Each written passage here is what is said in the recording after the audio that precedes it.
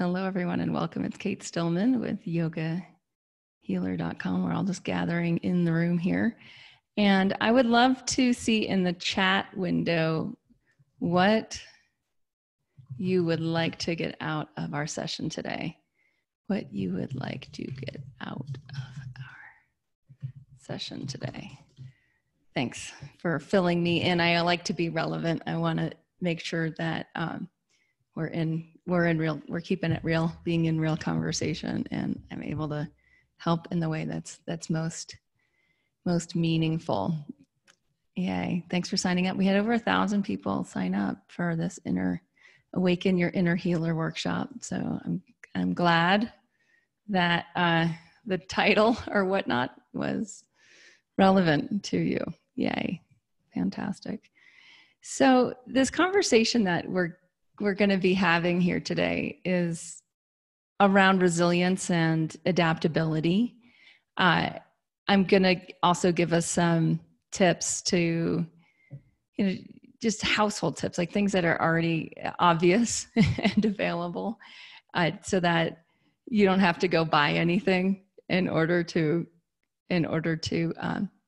increase your own resilience and your own immune strength and your ability to adapt in changing times. So we're in interesting times right now, and how well we're navigating is often a reflection of our past habits, really, like how we've been building our own resilience and our own ability to adapt up until this point. So if you're noticing like you're grounded and you're positive and you're calm and you feel strong and you're curious, then that's a sign that what you've been doing is really working well for you.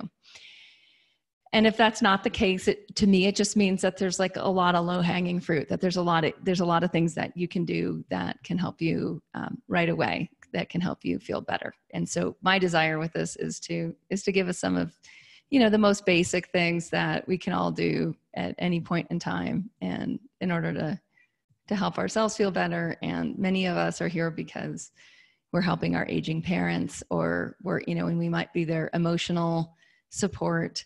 And many of us are parents ourselves, and we might be needing to like boost the overall household spirit and also immune integrity. So that's what we're here to do. So those of you who don't know me, I'm Cate Stillman. I started yogahealer.com in 2001 as a bridge between the Ayurvedic world and the yoga world. I was an Ayurvedic medicine practitioner and an Iyengar yoga teacher back in 2001. And Yoga Healer's grown. I feel like I've grown up with Yoga Healer, and Yoga Healer's grown up with me. And many of you know I had a book release this past week on Master of You, which is this very innovative book on Ayurveda. It's a 5-point system to synchronize your body, your home, and your time with your ambition. And it's a way I bring people into power with the 5 elements. All right, so I also wrote a book called Body Thrive, and this is the book on how you build resilience. So this is the habits book, Up-Level Your Body and Your Life with 10 habits from Ayurveda and yoga. And so what we're going to touch on today more is on the habits of resilience and some of like just the little basic things that you can do in order to feel better. All right, so yay. We have some good chat going on. I'm just going to read a little bit from the chat. Some of us are just like to be together and tune in. So yay on that. Gretchen's asking, from an Ayurvedic perspective, the most powerful ways to literally strengthen our immune systems. There a lot of you responded to my questionnaire on like, how resilient do you feel like now on a scale of 1 to 10, 10 being like you're bomber, and 1 being like you feel like you're susceptible to anything and everything. So it's good to just even right now do a check-in on that, and then we can do a practice, and then we can do another check-in. So I'll guide us through that. On the chat, I'm working through close relationships with people who are coming from fear-based thinking. Yeah, we will talk about that today. How do you stop fear-based thinking or negative thoughts from creeping in? Another question around living in small quarters with people and finding your own space, finding time. So we'll talk a bit about how do you create a new household rhythm, because I think that might be relevant to, I know it's relevant in my family, as you know, a lot of lack of the old structures fallen away. So how do you put in a new structure that helps you all experience what you want to experience in this time? All right, inspiration and guidance. Sure, I can provide that. How to incinerate mental and physical ama in order to build ojas. Yay, Carrie, good to see you here. Looking for simple key messages for myself and my family. Let me see if there's anything. Oh, deepening boundaries. Yeah, boundaries are fascinating right now. Navigating anxiety. And yeah, questions around finance and income. Preparing for what's going to happen in the community, taking time and space to myself. Okay, and thanks Meredith for promoting my books. Appreciate that. Helping others who are really super scared. My daughter's pregnant in New York City. Okay, and then struggling with people who choose not to cooperate. Okay. Coping with no physical touch or face-to-face contact with others and how to prioritize. Okay, great. Thanks for keeping it super relevant.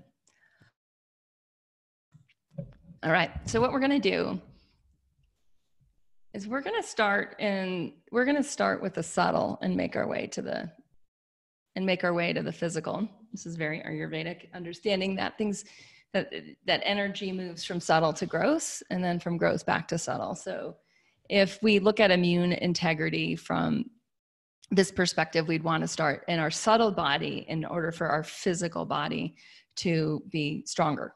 So we would want to start more from what is even subtler than mind or thoughts, and what is even more subtle than emotion. So we want to tune into the frequency of energy itself. So we'll start with a practice. We're going to do, I'm not sure how long this will take. It'll take a few minutes for sure. And what I'd like you to do is, you can do this sitting. I imagine nobody's driving. Like, it's pretty wild how in our new world, a lot of people are home more, and so we're less on the go. So just take a moment and become present. So if you're like multitasking, if you're like doing the laundry and listening, like just actually take a moment and just do this. And you could do this standing, that's fine. You can also do this sitting. You can, if you're tired, you can also do this simple practice lying down. All right, so now that you're establishing your body in space, you can allow your breath to deepen on the exhalation. So you start by letting go. If you want to close your eyes, you can close your eyes if that helps you move your awareness more into the inner space or the field of view. And then allow your inhale to also deepen and lengthen.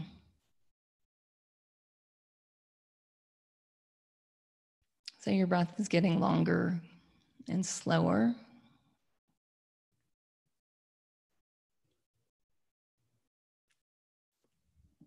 Tune into your breath capacity and start to stretch your breath capacity.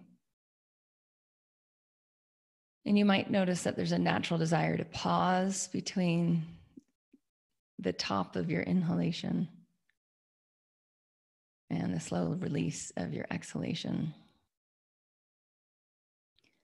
So this very simple breathing is strengthening your lungs. Feel the oxygen move in and out of your nostrils. And connect in your awareness the outside to the inside, and the inside back to the outside, so that you're in the cycle of breath. Inner becoming outer, outer becoming inner.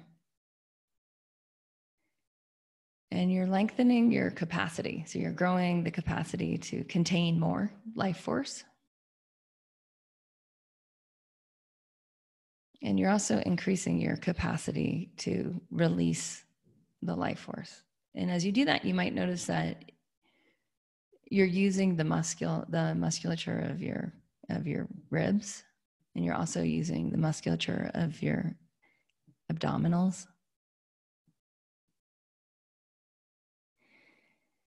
And this is a bit of an exercise. You're exercising the muscles of breath. And you're strengthening your lungs.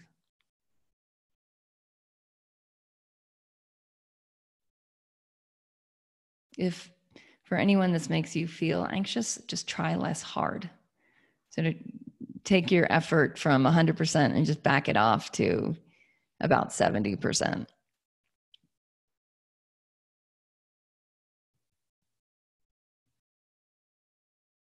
Now you may notice as you're doing this that your awarenesses of your breath body, what the yogis would call the pranamaya kosha, and you're strengthening your association with your breath body. And awareness being what it is, it can focus on one thing at a time. It can flicker really, really fast between one thing and another thing and one thing and another thing. Right now, we're just saying like, hey, awareness, let's check out the pranamaya kosha. Let's check out the breath body, this sheath of the self that is the energetic, more subtle than the physical. And we're asking our awareness to just tune in. And this can override mind. So if the mind is having negative thoughts and negative feelings, then just simply doing a few minutes like we're doing right now of slower, deeper breathing, what the yogis might call the ujjayi breath.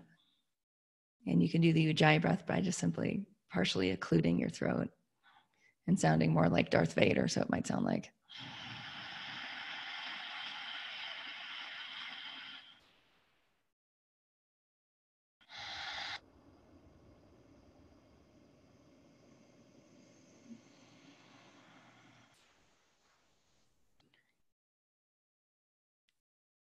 And simply by tuning into the pranic body, you can hit override on the mental, emotional body. In deeper, slower breathing, it moves us from the sympathetic nervous system into the parasympathetic nervous system, which brings us from fight or flight into rest and digest. It brings us into the relaxation response. Now, we'll do this for another moment or two. And as we do, I'd like you to feel on the inhale as if the universe of you is expanding. So the subtle energy from the prana, from the breath, is moving through the lungs, but it's making your whole organism swell, bigger. And you're uniting your cells in the pulsation. And then on the exhalation that you're contracting, and all of your cells are coming into center. And then you pulsate out again. And you might notice with the inhale that your tailbone lifts, and even your chest might lift, and your chin might lift, and your head might go back a little. And as you exhale, your tailbone might come in, and your heart might go towards the back side of your body, towards the universal plane, and your chin might bow a little. So the spanda of opening and closing, you're reestablishing rita, or rhythm. And you're just doing this one thing. This is all. So when your awareness decides to think about something that might be a little more dramatic than the breath body, you're just saying like, yeah, that's cool. And this is the one thing we're doing right now. And come on back to the feeling of expansion, contraction, of getting big and returning home.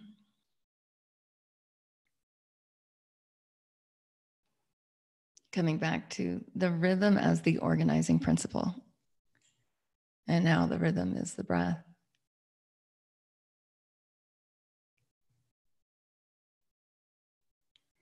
And you're uniting your cells and your consciousness around the rhythm of your breath. And in this, you're creating a field of unification.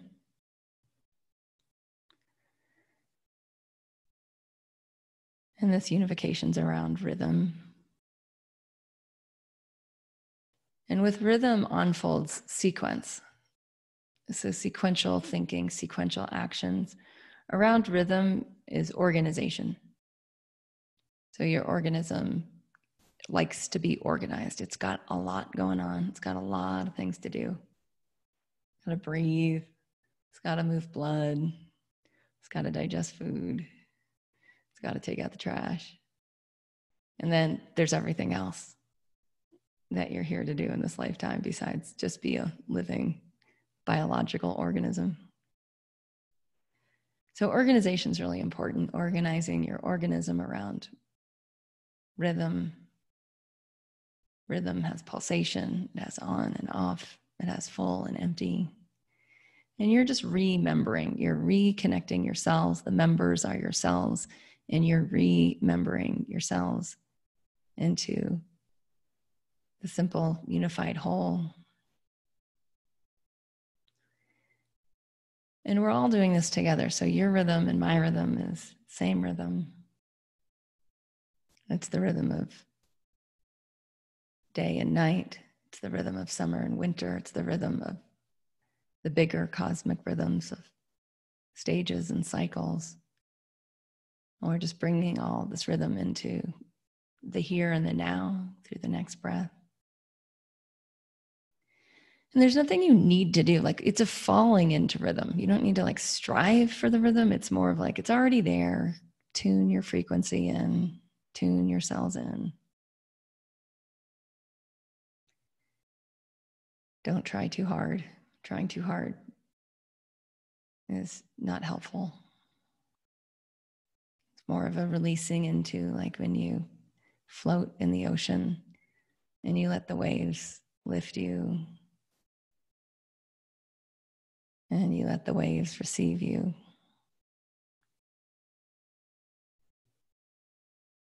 And so you're dissolving yourself into the bigger cosmic rhythm. And as you do, you might notice your nerves relax even more into the feeling of support, that you're supported from within.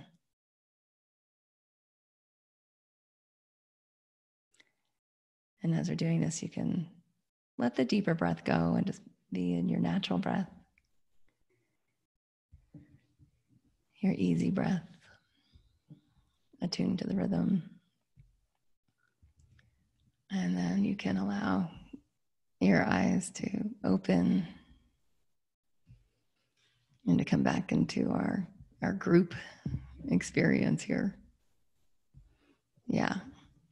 Okay, so now another check-in. So we did a little check-in earlier in the chat around how resilient we feel right now on a scale of 1 to 10. So I'd like you to check in again and now notice, like, how resilient do you feel on a scale of 1 to 10? And you can just type in the chat window, you know, say you went from like a 2 to a 4, or you stayed the same or whatnot, just to see, did it go up? So if it did go up, just note that it went up. If anyone feels like it went down, you can note that as well. Okay, good. So we're seeing that it went up. For almost everybody went up. Someone that was already at a 9, it says stayed the same. But almost everyone went up, up, up, up, up. Okay, great. So the reason I start with the subtle is because, you know, we'll talk about the things. Like, I'll get into some tips of stuff I'm using in my kitchen. I just posted an Instagram video today on, like, Indy filmed it. Indy's like loving the, she's loving being at home all the time. And she's become the person who makes my videos for me, which is super convenient. We'll put her on payroll. So we'll get into the things, but whenever we're in the level of a thing, we're at the level of gross, right?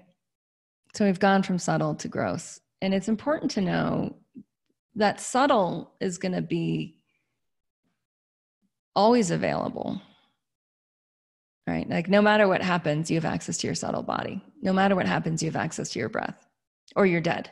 It's like one of the two, right? So if you're alive, you have access to the subtle. And the subtle is that's the main organizing principle. It's happening on the subtle. It's not happening on the gross level. So if I'm like, oh, take turmeric, here's turmeric, like, this is happening on the gross level, and it's not a unifying, it's not going to have the same effect on consciousness. as you working at the level of your own consciousness. So the lesson in there was around pulsation, around expansion and contraction. And if we look at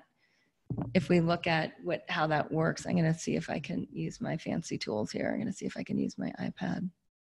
Just give me a second to set it up. But the pulsation itself is the pulsation between resilience and adaptability. And it's important to see that, like, the more resilient you are, the more adaptable you can become. Now, if you're not resilient, then adaptation is not possible. And that's just good to know. It just means that you need to build your resilience. So I talked about this. Those of you who went to the mindset training, the Wellness Pro training I did last week, which I think is actually, if someone on my team can put it in the chat, I can't remember what the link is. I think it's like yogahealthcoaching.com/mindset-shift. It's probably that. All right. About chaos and order. So order is the universal energy that you've brought under your domain. So anything that you've organized in your organism that's like working for you, that's order. And what you're surrounded by is universal energy, which is energy that's available, but it appears as chaos. I think it might be helpful if I just actually draw this anew for y'all. Okay, here we go. So again, order is energy that you have brought into your control, and you're surrounded by chaos, which is just energy. Chaos is energy that's just not organized. It's not organized by your organism. So people that have increasing levels of resilience, they've brought chaos into order, and that has simply expanded who they are. And so now they have a larger degree of order. Right now they're experiencing order on another scale. And then what that does is, it's fascinating, is it becomes a positive feedback loop, right? Where there's like infinite energy available. That's the other thing about the energy that's available, is that there's infinite energy in the universe. The universe is expanding. So there's more energy available every millisecond, right? And so there's infinite energy available. How if we want to become more energized, all we need to do is get really clear on what creates order. And in our habits, in our daily life, we just did a habit, right? We just did a habit of meditation and breath work. Pranayama is what that's called in yoga terminology. And pranayama is used to increase order of universal energy. It's a very specific, subtle body practice, always available, as simple as tuning into your breath and deepening it. And what that does is it brings more energy into order. Now, if you're less resilient, and this is exactly like, this is just the same thing. Resilience is energy that you've organized. And when you've organized that energy, you can adapt. So when you're adapting, what you're doing is you're taking that energy of chaos and you're bringing it under order. And when you do that, you expand. You expand your own capacities, your own potentiality. So if in what's going on right now, you feel less resilient, you're like, I don't feel very resilient. How do I increase my resilience? Well, what you want to do is increase that which is orderly and in your life, and which is orderly in the universe. And this is really like my first book, Body Thrive, is just about this. Like there's habits that humans have done for a really long time that really make a difference. And I want to talk about this in terms of our household and in terms of our daily rhythm. So if we just look at like the calendar, I know for my family, like the calendar of how we were using time, even a month ago, and how we're going to be using time in the next month, it's a bit different. We're home a lot more. I don't know about you. We're home a lot more. And what can happen in this is that this is a structure in itself. Right? This is a structure in time, is a calendar. And when that falls apart, what can happen is we can just go right into chaos, right? Of like, hey, we could go to bed whenever we want, and we can eat whenever we want because we're home all the time and there's food in the fridge. And oh, we can, we can't go to the gym because it's closed. We can't all go to the same hiking trails at the same time. Like there's new rules in the universe. So what we're doing is we're experiencing a lot more chaos. Now, the quicker we can bring chaos into order and say, hey, what is the rhythm? What does this look like for the next week or two? So it doesn't have to even be like the next, month or two. It can just be like, hey, what does it look like next week? What does the calendar look like next week? And can we agree on this? So next week's calendar. What happens is now we're choosing to bring chaos into order. When we do that, we build our resilience, as long as the order that we're choosing is in line with the universal order of like what works here on planet Earth, what works here for Homo sapiens here on planet Earth. Okay. So in my household, I don't know about you and yours, but like we're sleeping more. So we actually have like strict bedtime, like 9:15, we're done, game over. Like no more screens, no more nothing. You can read for a little bit if you want. Lights are definitely out by 9:45. So there's just simply an adherence to the day-night cycle. Now the day-night cycle is like the inhale-exhale cycle. So day is the inhale and night is the exhale. All of order relies on the law of polarity. Right. So the universal energy, that's part of understanding the universe. The laws of the universe, energy is infinite and always available. How do we get more of it? We bring more of it under order. What are the laws of bringing it under order? Well, first of all, understand the law of polarity. Inhale, exhale, day, night. Rest, digest is another one. So we can get into that with food of when we eat and then when we don't eat or when we fast. This is another inhale, exhale, right? Eating is the inhale, fasting is the exhale.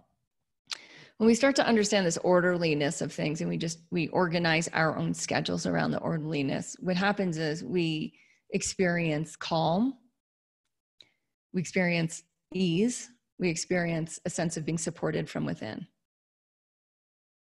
And I can't emphasize that enough, because if we don't have the access to feel supported just from the life force itself, from the cosmos itself, then we're missing out on like the super key resilience. Now, remember, the more resilient you are, the more you can adapt. And I find this increasingly true in the community that I have around Yoga Healer and our Body Thrive community, which is the course that goes with the book. When I asked our Body Thrivers yesterday on the coaching call, like, is anyone experiencing anxiety? And like, nope, like people were not experiencing anxiety. And it's because the habits create an ability to adapt. So the habits give us resilience. And then that increases our ability to adapt to the situation, meaning that when chaos strikes, because inside there's an intrinsic feeling of connection and support, because there's an intrinsic pulsation of rhythm, right? That rata, that rhythm, because that's going on, then what happens is there's a feeling of like, what do I need to shift? Like, what do I need to change in order to adapt to the situation? And what that does, what adaptability does then, is we're able to tune into the rhythm, bring more chaos into order, and actually our capacities grow. So now we actually have an increase of our resilience, because we're basically able to control or direct or align to more energy, and we're able to do more with it. And then other people rely more on us of like, hey, you're my go-to person when shit falls apart. Like, tune me back in, help me find the rhythm. And this is really the principle of guru, right? Heavy, like resilient with light, heavy with the density of the subtle awareness. Okay. So where were we? We were on household rhythms. So a few things with this schedule, right? One of the first things that I look at, these were just habits I wrote down that I didn't want to forget, but I'm gonna move these around a bit, because one of the big ones I noticed for me in my household, I touched on sleep, right? Sleep as being a big one. So sleep, and having really specific hours for sleep. So before 10 p.m. Oops, I did that wrong. right? Going to bed before 10 p.m. Really super important, because otherwise you don't get the deep, juicy energy that rebuilds resilience in the body. It's kapha energy. Kapha energy is done by 10 p.m. So if you fall asleep before 10 p.m., you're in the kapha. Kapha means ka is flourishment through moisture, or ka is water, really. And then fa is like to flourish through this moisture. So in a deeply hydrated body, you flourish. In a dehydrated body, you don't. The same thing's true with sleep. If you go to bed at the time where there's more density and more moisture in the subtle awareness, which is that 6 to 10 p.m., it's after the sun is set. You're supposed to chill. You're supposed to relax. You're supposed to enjoy the people that you're with. Go to sleep in that period of time. You'll sleep deeper. You'll build more resilience for the next day. So sleep, very, very important to get under order in the calendar. Okay, so the next thing is rising and shining, and in the morning doing movement. So in the movement, particularly right now, it's to exercise your lungs, like get your lungs expanding and contracting. There's really simple practices in Ayurveda around cleansing your nostrils using an neti pot to wash your nostrils. Right now, like with the hand washing recommendations, I would up neti pot usage a game or two, maybe, if you've been outside, out and about, come back in, use the neti pot. There's also something that's even easier to do that increases your nostrils' ability to act as a filter. And that's just using oil. This is coconut oil. I keep it at my desk. I'm going to do the full demo here. Yeah, it's going to look like I'm picking my nose. So watch this one.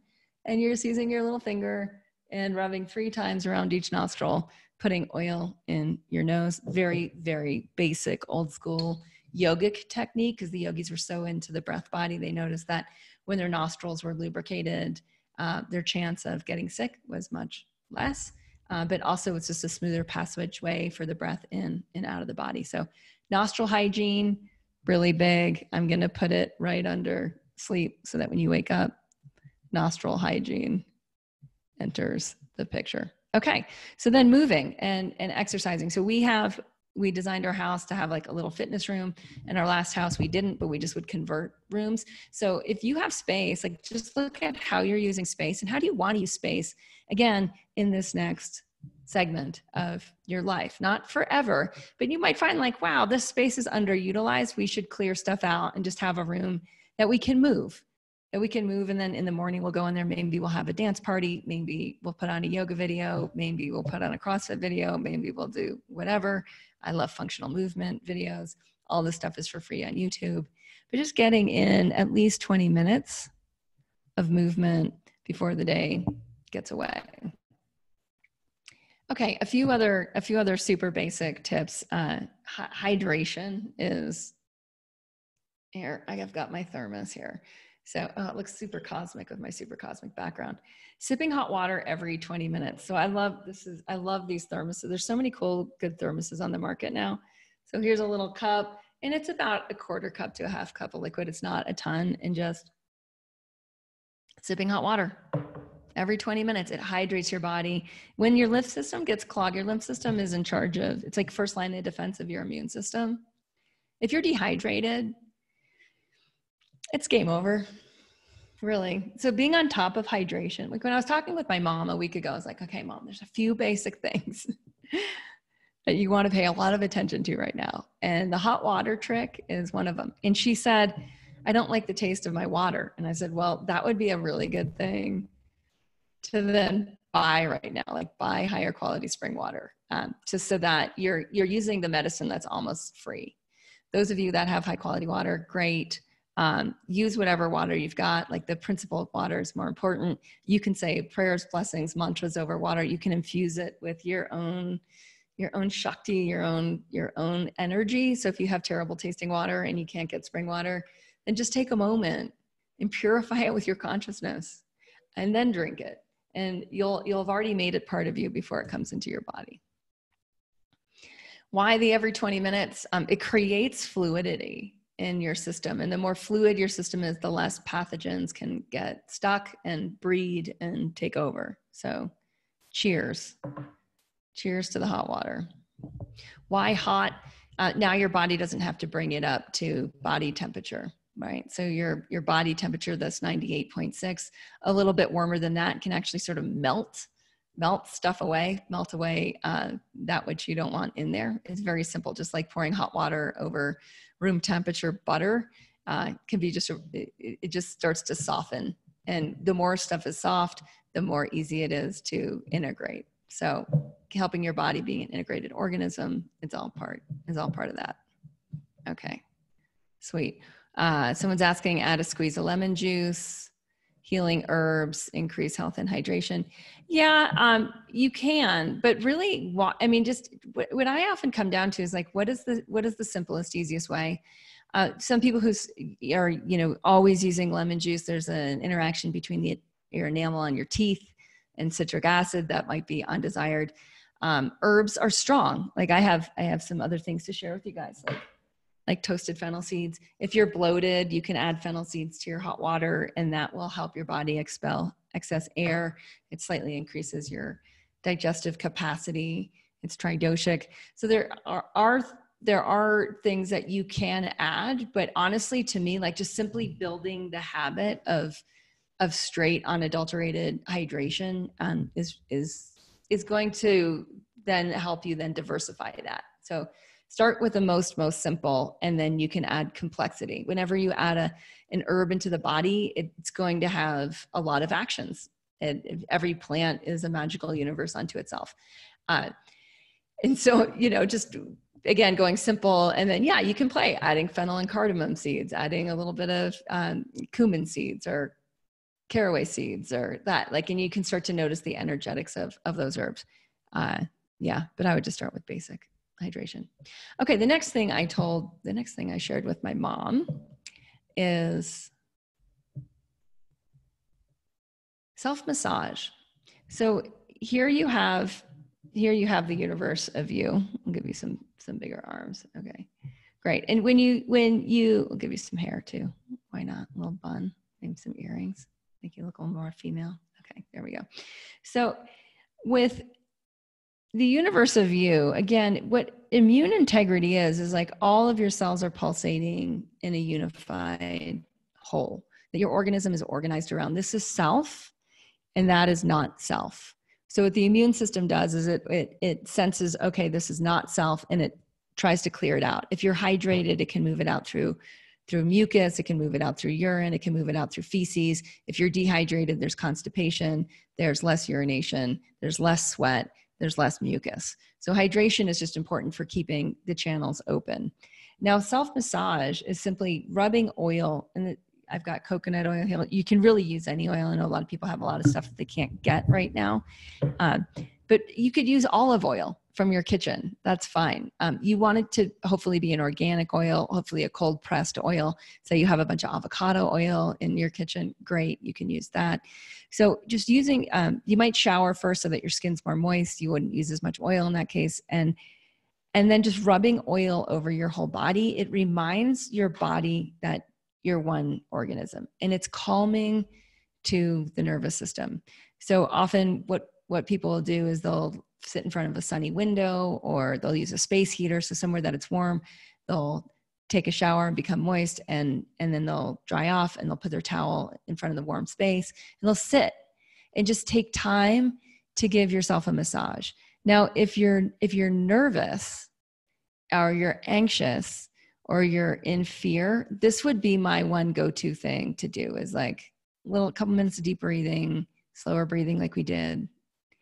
And then just taking a moment to just rub oil on your body and just remind, and you can all, while we're sitting here, you can just like rub your leg take both hands and just start to rub one of your legs. And I've been doing a ton of this because I had knee surgery a couple weeks ago. And just notice how you can connect with your skin, your muscles, even your bones. And the nerves are inside, right? They're in the subtle level near the bones. And you're just simply allowing yourself to connect with yourself. Okay, we're going to do this for a few more seconds. And just notice, like, trust your hands. Notice what feels good. And then release your hands and notice the difference between one leg and the other. Notice which one feels more alive, more prana, life force energy, more connected. And so this practice of just allowing yourself to build this resilience, and you can even, some of you who like to visualize, like you can visualize that as you're doing this, that you're building this field, this protective field of energy that extends well beyond you. And again, this gets you in touch with this experience of support. So support from within. And it's very different than receiving a massage from someone else. When you're using your own hands on yourself, there's a sense of being self-supported, right? Of having that intrinsic, that you're supported not from other people or other things, but just from within. And all these tips that I'm trying to give you today are like, you don't need stuff, like you don't need things. So if you don't have oil, don't worry about it. Just use your hands, no oil. That's just fine. The oil helps. It helps with the lubrication. Oil is the physical embodiment of love, is what they say in Ayurveda, right? It's that deep fat, that deep nourishment to our fat tissue. And our fat tissue helps us feel calm and clear and easy. Okay. Rhythmic eating. I think we've gone through our little checklist here. We've checked off sleep. We've checked off movement, checked off hydration, checked off self-massage, checked off meditation.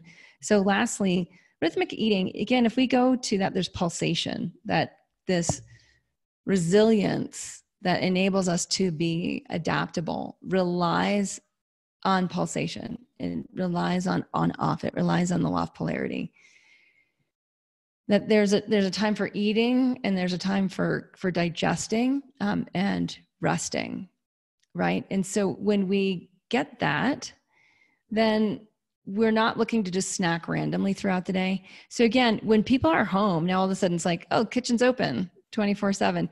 You don't want that because that will actually increase anxiety. So the number of times you eat throughout the day, you're spiking your blood sugar.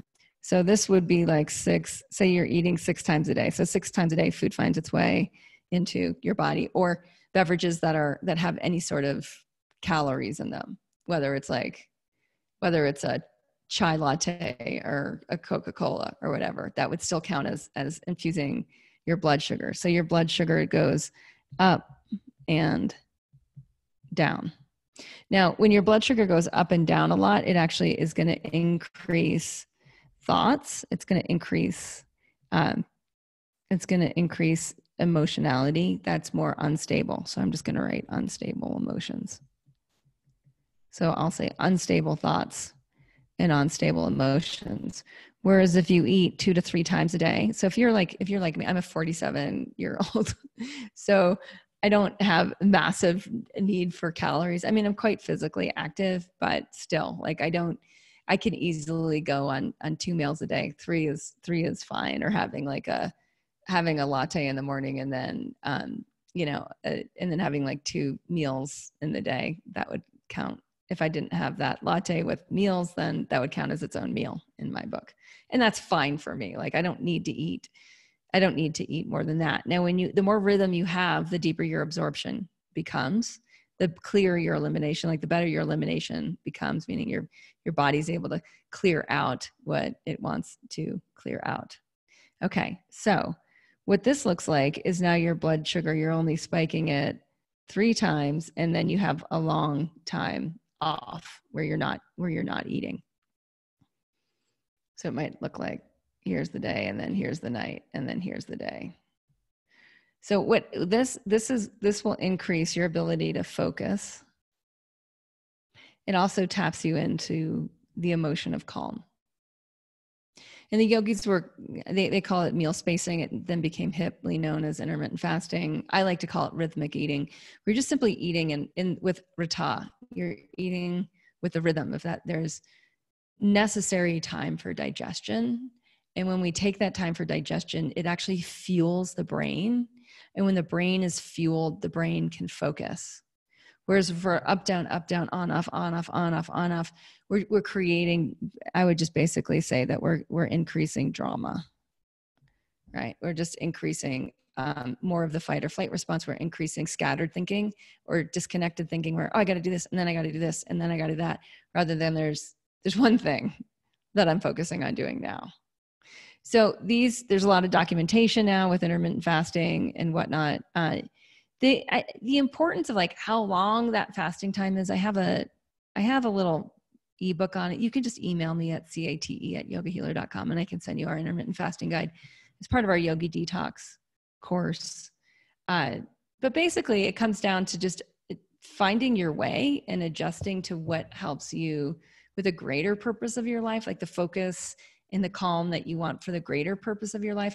I have found from leading the Yogi Detox for the last 18, it's been a while, 18 years. It's wild. I must have started that in my late 20s. Oh my goodness.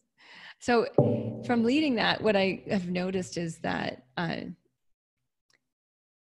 there's a coming home to the self, like coming home to our own rhythm of eating and starting to notice that with a longer fasting time that's appropriate, there's the reestablishment of order.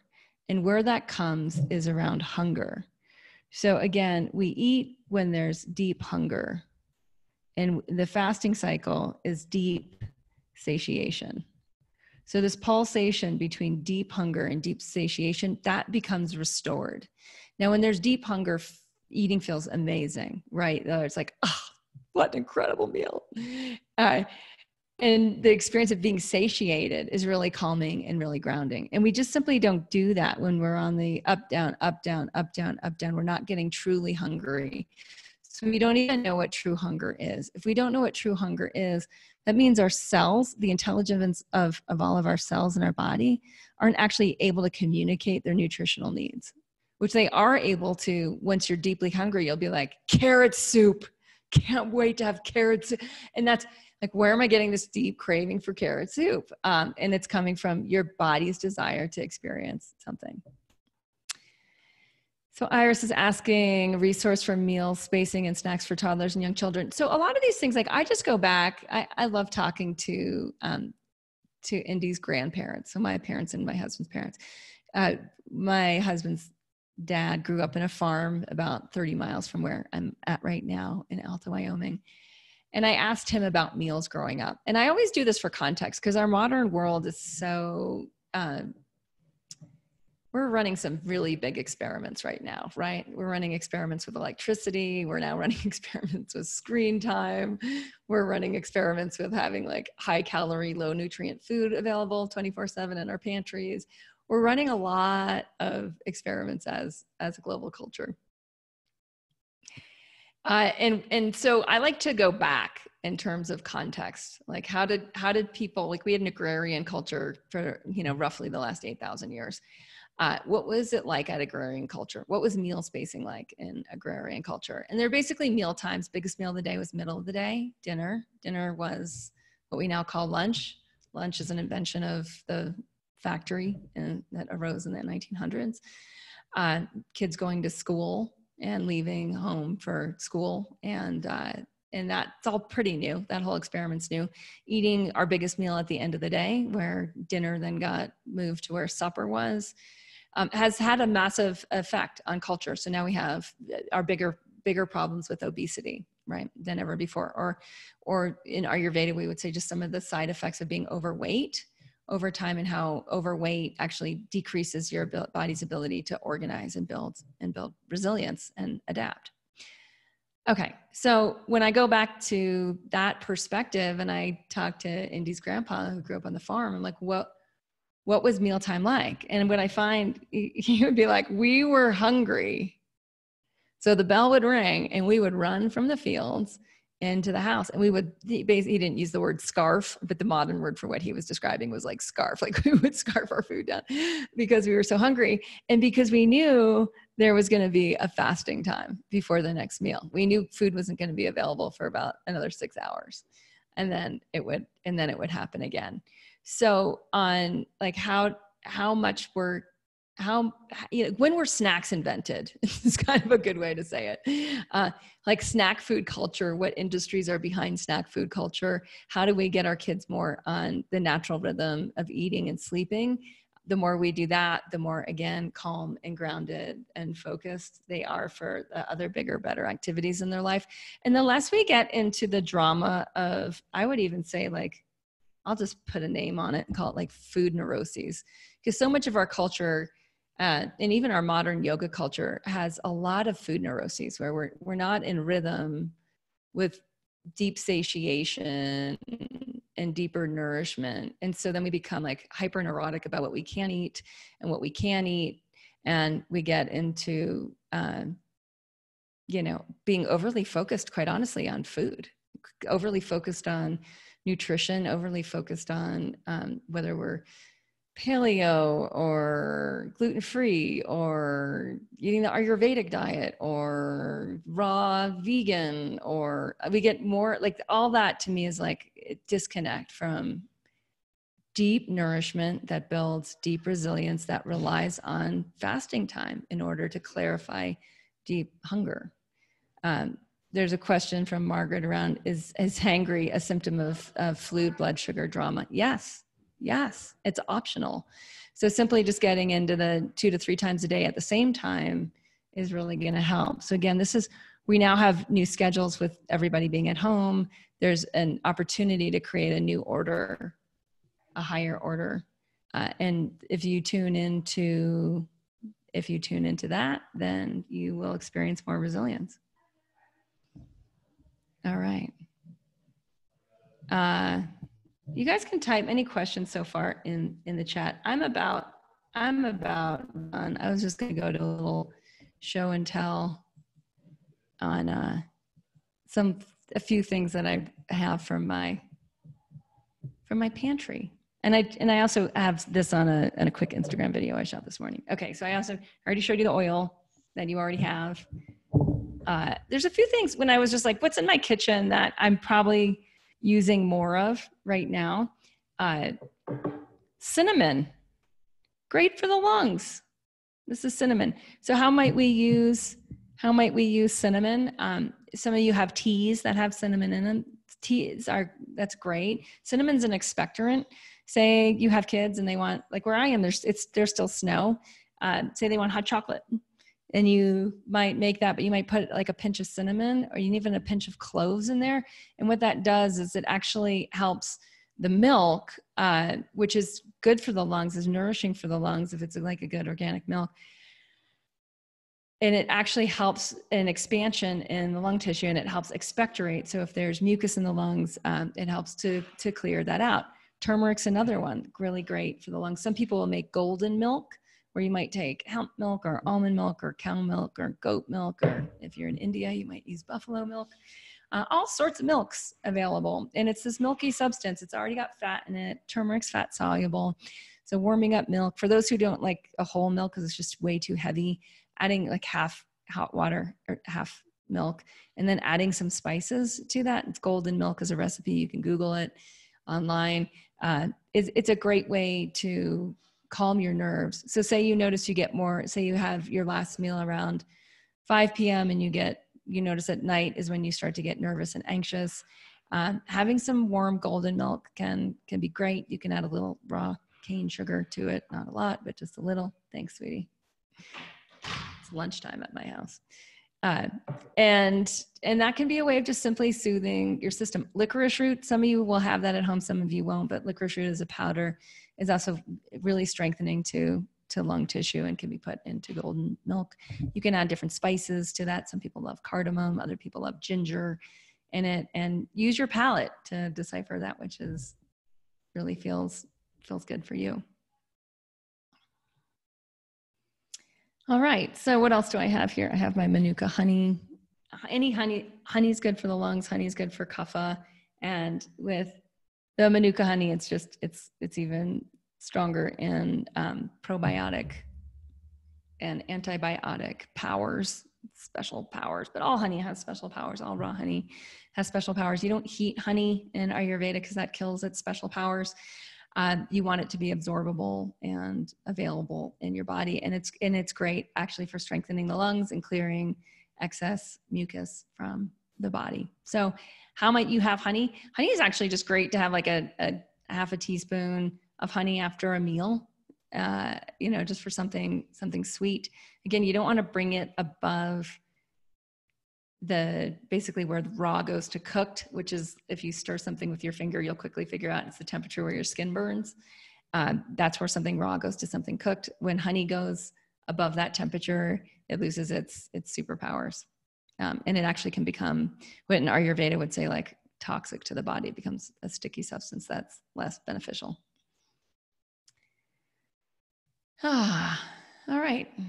So what else did I want to say? I wanted to talk about the Yogi Detox because that's coming up. It's something we run twice a year. And I have a really cool group coming with me on this one as my guest teachers. I asked Mother Maya Tawari to come and she said yes. And then I asked Kate O'Donnell, who many of you know from her fabulous Ayurvedic cookbooks, and she said yes. And so she'll share stuff from the kitchen. And then I asked Acharya Shunya of Vedika Global to come, and she said yes. So she'll bring in some ritual and mantra. And then I asked Brett Larkin, who's another friend, who's a phenomenal yoga teacher, to come. And we've had some requests to like start the Yogi Detox earlier. The Yogi Detox is a 3-week inner retreat, at home retreat in yourself. I also knocked $100 off the ticket price, and you can bring a friend. It's all at yogidetox.com. I'm not sure how long I'm going to keep that $100 off. So it could leave at any time. So if you want the deal, now's the time to get a ticket.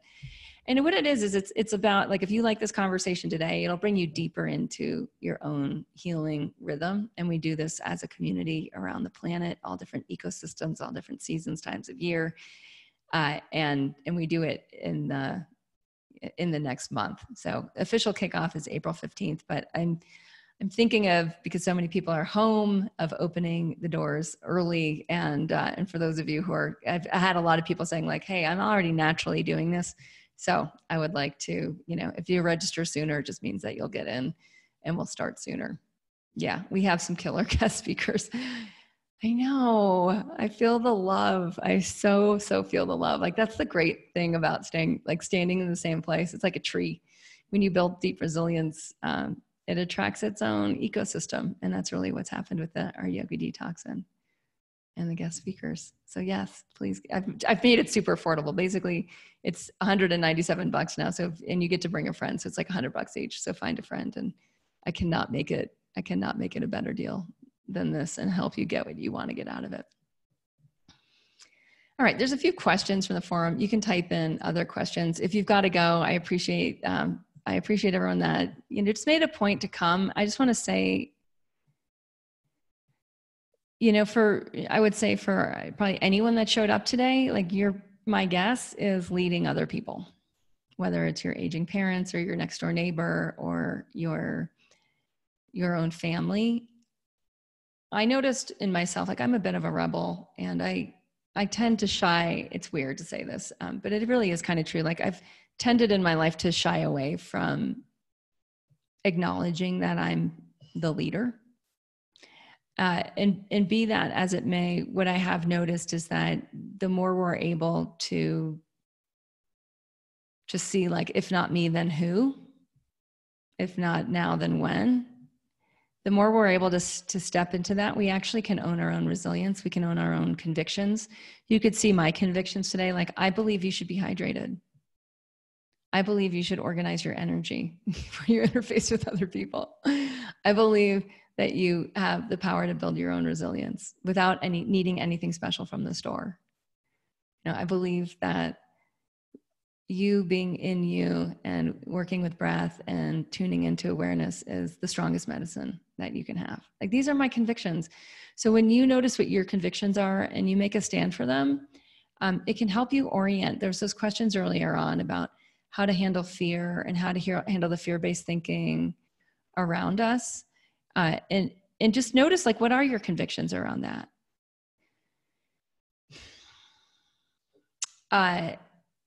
And in that, there's certain places, like, if you're not feeling resilient in yourself, I wouldn't enter fear-based conversations with other people. I also wouldn't enter fear-based conversations that are, on the news or on YouTube or on, whatever app on your phone you're plugging into. So if there's things that you're reading or watching or people you're speaking with that are making you more anxious or more afraid, you need to take ownership of that you're choosing to have those conversations or you're choosing to tune into certain channels. And you've got to choose to not do that. Now, the more resilient you are, the more you can tune into any channel and it doesn't really affect you. You're just like, oh, that's happening too. And this, that's another piece of the puzzle. That's another piece of the chaos that's coming into order. For those of you who are like, hey, how do I make a bigger impact? Listen to the mindset training, because that was much more about impact. And I know there was a lot of feedback forms that came in for this call that were really much more about like, how do I become part of the solutions? I have ideas. I'm noticing there's actually some unique opportunities right now. So yes, and yes. So go to yogahealthcoaching.com/mindset, MINDSET -shift, SHIFT. If someone can type that in the chat, that would be awesome. And then just get that, you can just get that replay on that.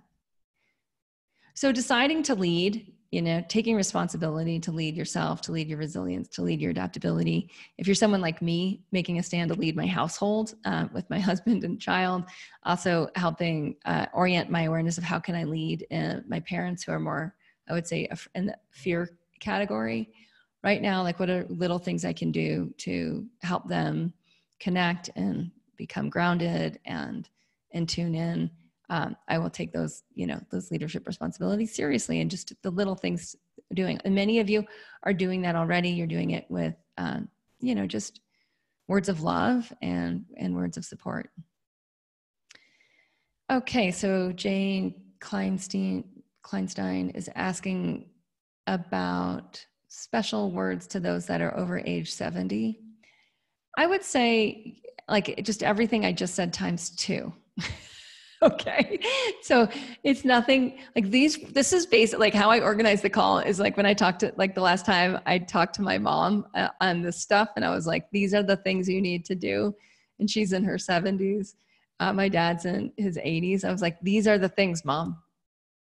Sipping hot water, doing self-massage, organizing your schedule, like get in a rhythm. Decide what channels are helping you tune into and what channels are not helping you tune into.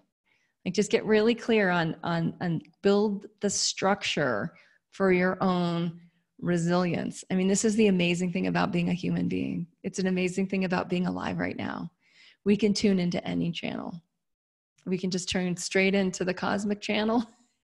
We can tune into, one of 5 million YouTube channels. There's probably way more than that. I have no idea. Right. And so choose what you're tuning into and tune into that which builds your resilience. The more resilience you have, tune into the channels that are helping you adapt into the next economy. There's going to be a whole other economy that emerges from this. We're in a paradigm shift. We're in a mindset shift as a culture, as a global culture, as a planetary economy. There's big opportunity right now. And the more we're tuned in to ourselves and in rhythm in ourselves, the more we're able to step into opportunity. Now, some of us can't step into opportunity because we're not resilient. So that's fine. Just go back to resilience. Yeah.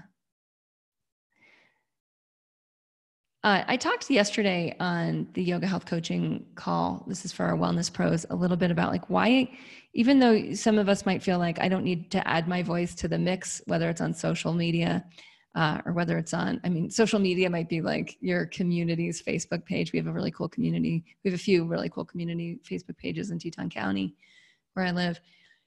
But your voice matters, and that what you're choosing to perpetuate matters. Like your convictions matter. And when you make a stand for that and allow other people to see that more and to recognize that, you really don't know whose lives you're impacting or changing. I do find it very important to enter the conversation.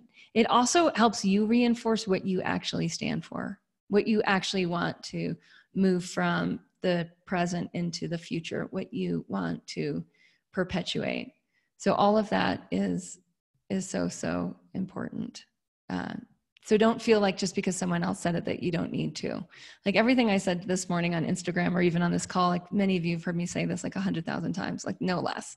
But these are the things that matter most right now. So it's worth me just saying like, hey, I'm going to do a free webinar, having 1,000 people sign up and just simply talking about the same thing, because now it's more top of mind. And that's so important. Yeah.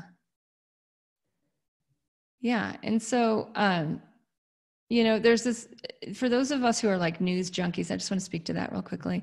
So the staying abreast of the news, like staying tuned in, and then also noticing that that's got to happen in the greater context of you tuned in to universal energy. So making sure that like as much news is like, if you're gonna look at like meditation and watching or listening to news, I would have that in like at least a 2-to-1 or 3-to-1 relationship. So 3x your meditation for however much time you want to tune into the news, just so that you're grounded, non-fear-based thinking, that your interior support experience is 3 times stronger than whatever else that you're taking in. Yeah. Okay. How to tune? This is a really good question. I don't have social media, and I want to find more connections. Like, how do I tune in? I don't know. And I would just say like, why not just tune into the network that already exists? It's like, it goes back to the first teaching I did today on like, hey, guess what? We have this really cool apparatus. It's called the breath. It's wired into the nervous system. So when you deepen your breath, you calm your nervous system. And when you calm your nervous system, it boosts your immune system. It's amazing. Check it out. It's a network that already exists. So that's sort of how I feel about social media right now. Is it's a network that already exists. And those of us who were fluent in social, we're able to be really useful, like right off the get-go in that conversation. And so that really is my advice, is just like, hey, find your right relationship with social, find your right channel. For some people, that might be Instagram. For other people, it might be LinkedIn. For other people, it might be Twitter or Snapchat or TikTok or Facebook, or there might be certain Facebook groups that you want to most tune into. We have one at yogahealer.com. It's a yoga healer Facebook group. So if you're in groups in Facebook, you can type in yoga healer. Yeah. And we'll share this on that. And then other people can tune in. So yes, if people know nothing about yoga healer, I think all this information is still right there. Yeah. So it's the thing, like we're socially, physically distant, but we're not socially distant at all, right? We're super socially connected. All of these social networks have had to increase their bandwidth dramatically in the last 2 weeks. Everyone's internet provider has had to increase their bandwidth dramatically in the last 2 weeks. And it's because we are a social species, right? We're a tribal species and we love social groups. So I would just say tune into the conversations that really help inspire you, align your thinking, help you take aligned action, and help you be the leader that other people need you to be right now. All right. There's a bunch of Q's on the Q&A. How much water is minimum for one day? Asked Ursula. I would just go with like the sip hot water every 20 minutes and notice the satiation point. I mean, some people have some fancy formulas like take your body weight and divide it by 2 and drink that in ounces, but that's never worked for me. I would much rather people just get really intuitively in touch with what dehydration feels like. And that might change day to day. It might change season to season. It might change in weather pattern to weather pattern. So just sipping hot water, believe me, you'll know. Adding honey to hot tea, Natalie's asking, just let it cool for a little bit and then you can stir it in. So if you can stir it with your finger, then you're not killing the enzymes in the honey. All right, there's a question about supplements, vitamin C, zinc, D, mushrooms, traditional Chinese medicine. Yeah, and I even brought a few things that like I'm currently taking grapefruit seed extract. I'll take a little bit of that every day. Immune strength, this is Rocky Mountain essential oils. And what's in this one? Oh, hold on. I need my glasses for the size 4 font. Here, clove and cinnamon. Clove and cinnamon are phenomenal for the lungs. They also, this one also has oregano essential oil, which is really good antibacterial, antiviral. So I will fill my mouth with what? Do you guys want the demo on this? Here, so that's how I take this.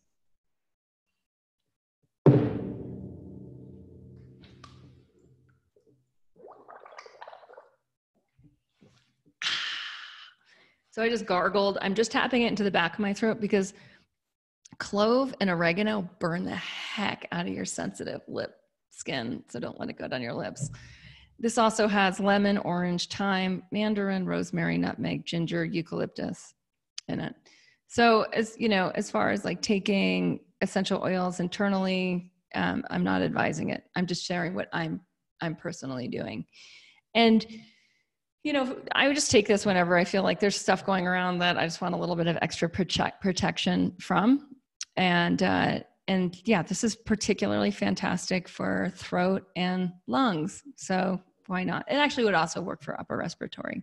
The digestives in there are the rosemary, the nutmeg, and the ginger. And those are also, rosemary is also one of these like vasodilators. Cloves and cinnamon are also vasodilators, meaning they're like going to dilate your lungs, which is super handy. What's the name of this one? This is Rocky Mountain Essential Oils. I like this company, RMO. I think is like their RMO. And this one is called Immune Strength. Someone's asking, did I just say don't take essential oils internally? Yeah, I am saying that I'm not advising everyone here. Like I'm not acting as your doctor telling you to take essential oils internally or as your Ayurvedic medicine practitioner. I'm just sharing what I'm doing. Okay. What's my top 2 to 3 pantry items for seasonal allergies? I mean, it's interestingly enough that neti pot I was talking about before, where you wash your nostrils, keeping your nostrils lubricated, doing oil massage. Those are all great tips for seasonal allergies, as is hydration, as is deep breathing. So all those habits I shared, I would up any of those habits that are currently missing. Allergies are different. I have an allergy relief class. And if you can put the link to that in the chat, I think it's yogahealer.com/allergy-relief. But in that, I get into the different types of allergies, the vata, pitta, and kapha types of allergies. The Yogi Detox is also great for anyone with allergies, just to find out like what's causing them. What is the root cause of the imbalance that's creating the allergy? Even if all of a sudden you're allergic to your cat, there's a reason that your systems become more sensitive. So we get into root cause with that.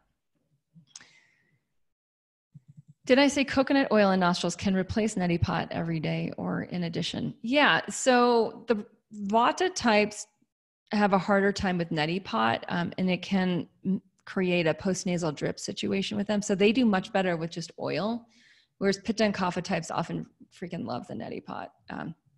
As does my pitta kapha family. So neti pot twice a day for anyone that's working around, like if you're around airborne microparticles. So like my husband today is building, it's really actually quite cool. He's building redwood benches for our steam shower. So he's going to be cutting wood and sanding wood and whatnot. Now the nostrils have to filter stuff. So he's still breathing, even though he might be wearing a respirator during certain parts of this project.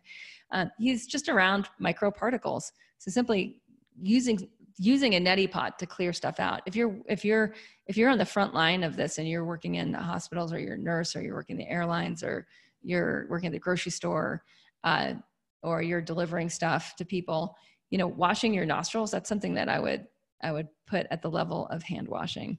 So salt water, we can share a video on that too. I mean, basically it's just, you add salt to water, shake it up, pour it through your nostrils. You can use a cup. Teapots work great if you don't have a neti pot. You know, it's harder to get things right now. I'm always sure that there's something in your house that would work. You're basically just trying to pour water from one nostril and have it come out the other, and then blow it out. And what you might notice is there's stuff in there. Ooh, honey bears work great. Yeah, right. Like a used mustard container. Perfect. Like just wash it and put salt water in it, and then you can squirt it up one nostril, have it come out the other. Nothing more complicated than that. Okay, I think we got through almost all of the questions. Looks like there's more in the chat. I'll stay on for another moment. Itchy scalp, itchy back, autoimmune. I haven't labeled it. Just curious on my take.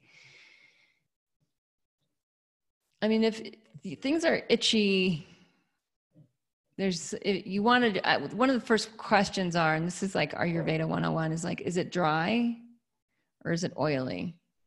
So usually itchy goes with dry. Not always. You can have oily, you can have like an oily skin rash spread everywhere. But if we're going from winter into summer, there might be an accumulation of dryness from winter as we're going into spring. And if it's dryness, then we would counteract that with oiliness. So we just go to the opposite. So Ayurveda will go so far as like putting a lot of oil into your hair, you know, and if you notice like, hey, I always get an itchy scalp or itchy skin this time of year, then just actually schedule it in, right? Bring this chaos into order, get it on your schedule. I love having a GCal because I can go ahead like a year. I can actually automate things like every year, remind myself to do this at this time of year. Super helpful.